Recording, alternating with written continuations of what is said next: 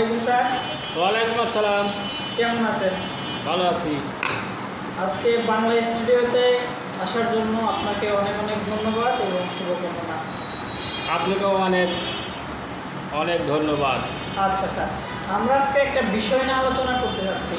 বর্তমান সমসাময়িক যে বিষয়, যেমন তেল, পেঁয়াজ, কাঁচামরিচ এবং অন্যান্য যে প্রয়োজনীয় নিত্য প্রয়োজনীয় জিনিসপাতির যে দামের যে ঊর্ধ্বগতি, এইটা আসলে কিভাবে কি করলে দামটা নিয়ন্ত্রণে রাখা যাবে এবং কিভাবে কি করলে দামটা একটু কমিয়ে আসবে এবং জনসাধারণের স্বস্তি ফিরে আসবে। তো প্রথমে আপনাকে আমি যে পেট্রোলিয়াম জাতীয় যে তেল, এটা 1 টাকা করে কমানো হয়েছে, জ্বালানি তেলে 1 টাকা কমানো হয়েছে।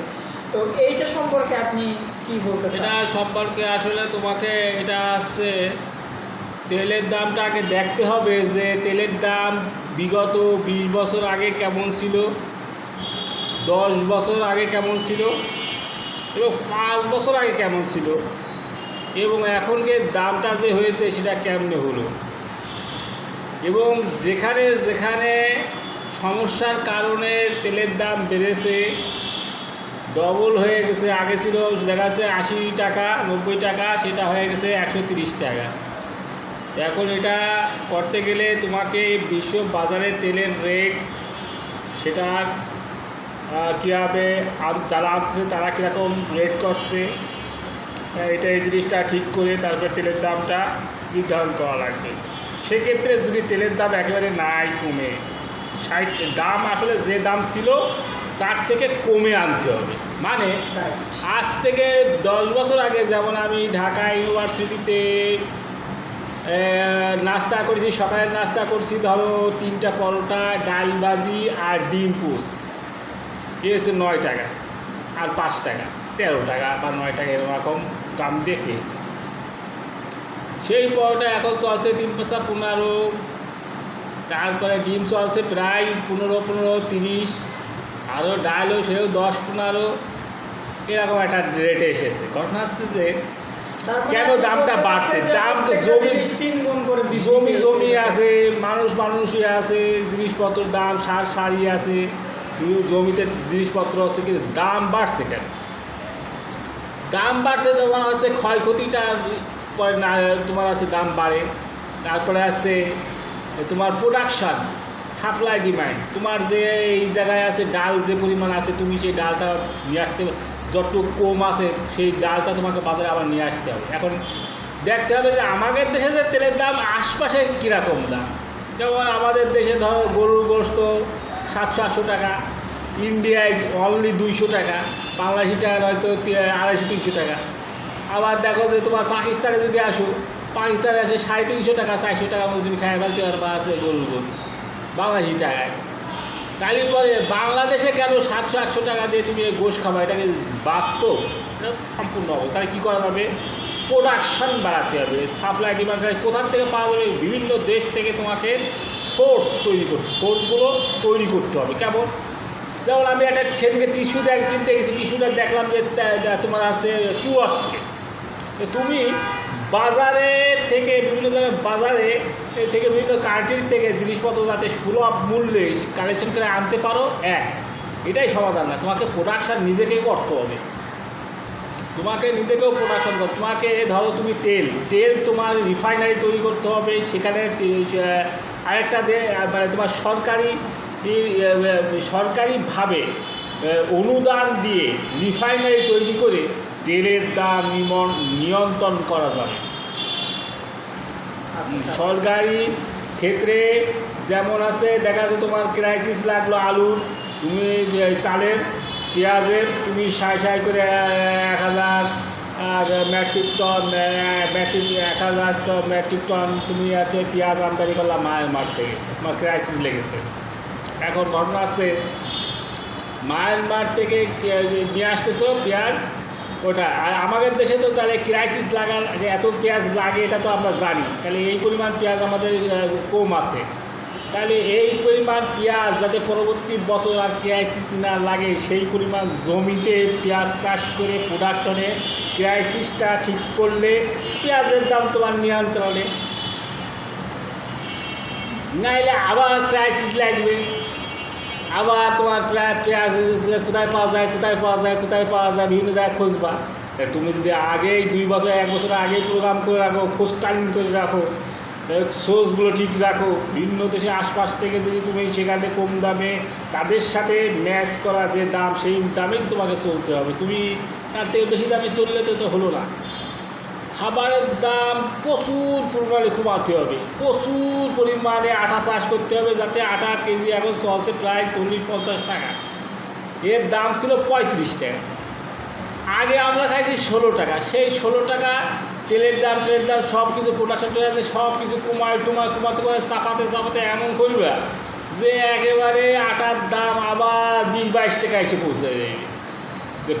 এইভাবে সিস্টেম যদি করো আজকে এর 5 বা 2-4 বছরের মধ্যে দেখবা জিনিসপত্রের দাম শুধুই কমছে। ধরো তুমি কাঁচা জাল খাবা, কাঁচা জাল তোমার তো এখন হঠাৎ করে দেখবা অনেক বাজারে এসে গেছে, আবার কদিন পরে দেখে আর বাজারে নাই, জিনিসপত্রের অনেক দাম। কারণ তোমাকে সেটা কিন্তু আরেকটা প্রসেস তৈরি করতে হবে, যে এই যে বেশি পরিমাণ ঝাল আছে এটা যাতে পচে না যায়, নষ্ট না হয়, আবার পরবর্তী সোর্সটা ঠিক রাখতে হবে। তাহলে তুমি সংরক্ষণ করাটাও কিন্তু একটা বড় সোর্স।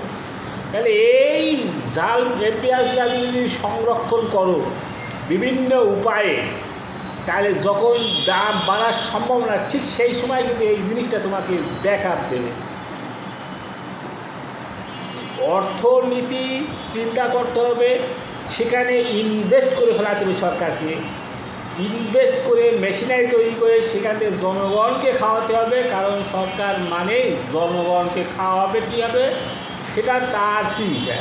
জিনিসপত্রের দাম সম্পূর্ণ কমে দিতে হবে, যাতে দেশের সব জনগণ সুলভ মূল্যে স্বাভাবিকভাবে খেয়ে দিয়ে চলতে পারে।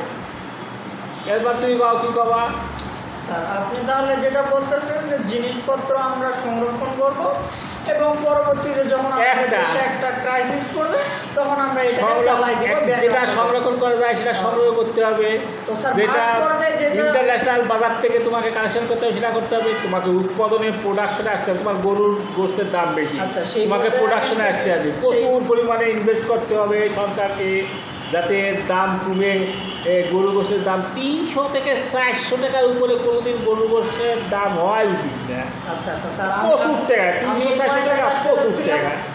যে চালের কেজি তোমার 25 থেকে 30 টাকার মধ্যে আসতে হবে। হ্যাঁ, 25 থেকে 30 টাকা। তার জন্য অর্থনীতিবিদদের দিয়ে যেভাবে প্রোডাকশন সোর্স ইনকাম নিজেদের ইনভেস্ট যেভাবে করে একটা মানে সিস্টেমে ফেলালে তোমাকে দেখবা যে দাম একেবারে তোমার ক্রয় ক্ষমতার মধ্যে এসে যাবে, তখন তোমাকে সবাই বাহ দেবে, কি সুন্দর।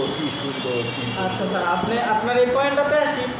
তো আমরা যদি এইভাবে যদি সব কিছু জিনিসের দাম যদি কম চাই, তো প্রান্তিক পর্যায়ে যারা কৃষক আছে তারা তো উৎপাদন করে, তো এদের কি অবস্থা হবে, এদের কি হাল হবে? কারণ তাদের চাষ করতে তো অনেক টাকা পয়সা ব্যয় করতে হচ্ছে, কিভাবে তাদের মূলধন? সেটাই তো বলছি তোমাকে, যেমন একটা চাষবাস করতে কৃষক যে দামে তার ক্ষতি না হয় সেই দামে সে তোমার আছে উৎপাদন করবে এবং সেই দামে কিন্তু তোমার আছে প্রোডাক্টটা বাজারে আসতে হবে। তুমি যে হাত গড়ায় আনবা এবং প্রতি জায়গাতে টাকা বাড়তে তারপর ট্রান্সপোর্ট সুবিধা সরকারকে দিতে হবে। যে ধান ট্রান্সপোর্ট হবে, আমি এখানে 5000 ট্রাক দিলাম, সব ধান যাতে বাংলাদেশের বাজারে একেবারে ফ্রি সার্ভিসে চলে যায়, সরকারি ট্রাক। এটাকে তুমি দিতে পারো কাউন্সিলর, ইউনিয়ন পরিষদ এবং সিটি কর্পোরেশনদেরকে দায়িত্ব।